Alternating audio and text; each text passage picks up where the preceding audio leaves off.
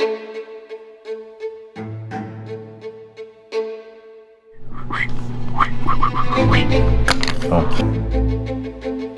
Right there.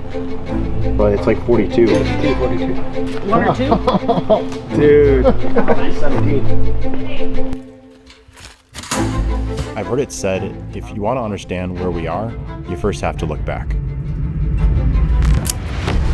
Finally get to start on food plot number 2. The last 3 years have been incredible. We've accomplished a crazy amount. Phase 2 next year. I've learned a tremendous amount of information from Pat, and he's shown me that you can change any honey landscape with a little bit of dedication, time, and some sweat equity. Pat's always stressed that this was never going to be an overnight project.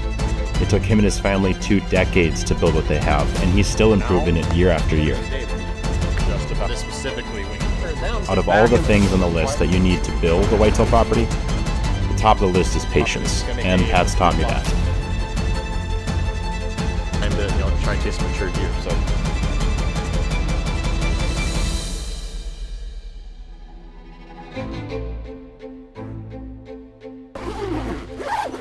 All right, so we're at like the mecca of like deer properties, southwestern Minnesota, at Pat Nicole's place. Got a little hiccup on the 80. There's a number of wolves that have come through. Between that, black bear is a rough winter.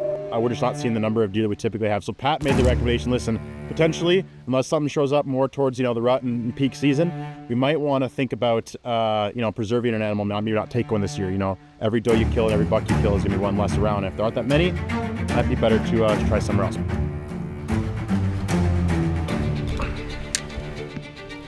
Well, Pat made the good recommendation that, hey, it's a broadhead target. You should probably shoot your broadheads, get comfortable with those too. So I did. We're looking good. Supposedly the shot, if we do get a chance to hunt tonight, it's gonna be pretty relatively close. So anytime Pat's like, I got some deer for you to potentially take off the property, you say yes.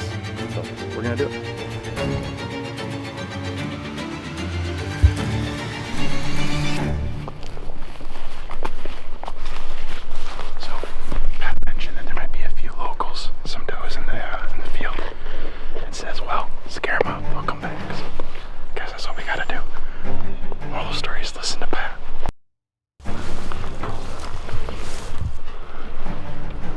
Smack dab in the bunch of brassicas. It's evident why there's a bunch of animals coming here.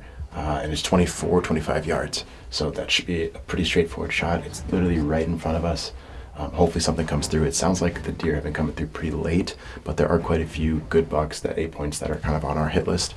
Have been coming through every night. It's just been the last 10-15 minutes. We got overcast tonight, so we're gonna run out of daylight a little bit sooner. Hoping they come out a little bit earlier to give us a shot at least, but now it's the waiting game. We sit back and see what comes out.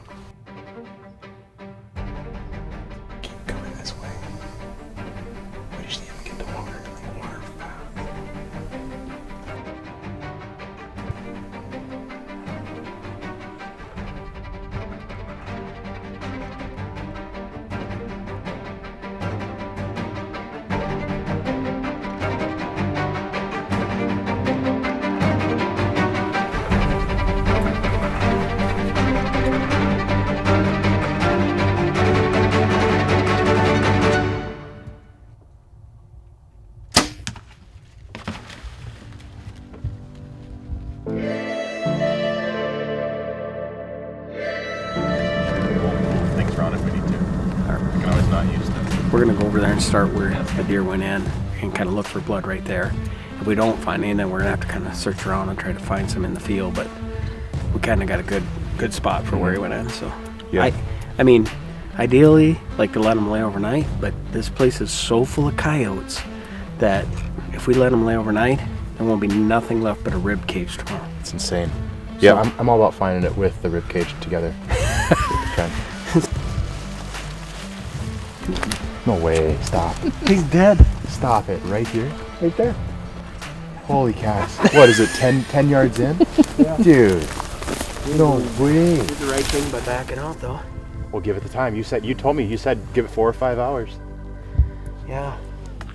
This is, Sam and I were talking and we were like, hey, why don't we come down and check out some of our property, see how we're managing the property and what he can do on his 80 acres up there It's kind of advanced stuff that we're doing, and we've been checking it out all day, and I'm like, hey, you got your bow? He's like, yeah, of course. I said, you need to get in the stand, man. And he's like, are you serious? Anytime you get that invite, if I say no, you know something's wrong.